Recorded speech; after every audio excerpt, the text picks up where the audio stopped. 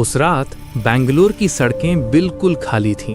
ठंड काफ़ी ज़्यादा बढ़ चुकी थी और रवि को ऑफिस से लौटने में काफ़ी देर हो चुकी थी।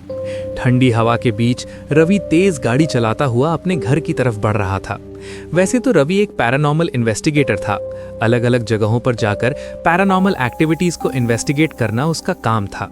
उसे अपने काम से बहुत प्यार था, लेकिन उसे क्या पता था कि एक दिन यही पसंदीदा काम उसकी नींद छीन लेगा।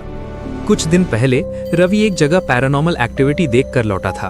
उस दिन से ही उसे कुछ अलग सा महसूस होने लगा था। ऐसा लगता जैसे कोई उसका पीछा कर रहा हो या कोई उसे दूर से देख रहा हो। कभी कभी उसकी आंखों के सामने ऐसी चीजें दिख जाती जो उसे जानी पहचानी लगती, लेकिन जैसे जैसे वक्त गुजरता गया उसकी प्रॉब्लम्स बढ़ती चली गई। कभी उसे लगता कोई उसे देख रहा है, कभी महसूस होता जैसे कोई उसके पीछे खड़ा है, और कभी कभी ऐसा डर लगता जैसे कोई पीछे से उस पर हमला करने वाला हो।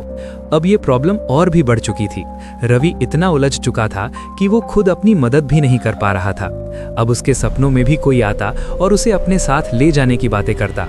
इन सब चीज़ों से रवि पूरी तरह डर चुका था। धीरे धीरे उसकी नींद उड़ चुकी थी और अब वो चीज़ उसके दिमाग को अपने काबू में करती जा रही थी। कभी रवि को लगता जैसे वो बस अभी दरवाजा खोलकर जा रहा है, तो कभी लगता जैसे वो अंदर की तरफ आ रहा है। धीरे धीरे वो रवि के शरीर पर भी काबू पाने लगा था। रवि सब कुछ जानते हुए भी अपने आप को बचा नहीं पा रहा था। ये सब होता देखकर रवि अपने आप से ही उम्मीद हार चुका था। अब रवि को अपने ही कमरे में अजीब अजीब सी आवाज़ें सुनाई देने लगीं, चीखना और चिल्लाना। ये सब रवि से बर्दाश्त नहीं हो रहा था। धीरे धीरे वो रवि के शरीर को खा रहा था।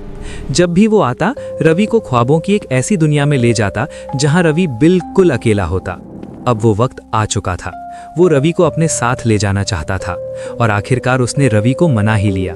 उस दिन जब रवि के माँ बाप बाथरूम के दरवाजे पर नॉक करते हैं और अंदर से कोई जवाब नहीं आता, तो वो दरवाज़ा तोड़कर अंदर जाते हैं। अंदर का मंजर देखकर उनके पैरों तले जमीन खिसक जाती है। रवि बाथरूम के फर्श पर गिरा हुआ था और उसके सिर के पास से खून निकल रहा था। रवि को जल्दी से हॉस्पिटल ले जाया जाता है, लेकिन वहां पता चलता है कि रवि अब इस दुनिया में नहीं रहा। जब उसकी मौत का कारण जाना जाता है तो सच सामने आता है।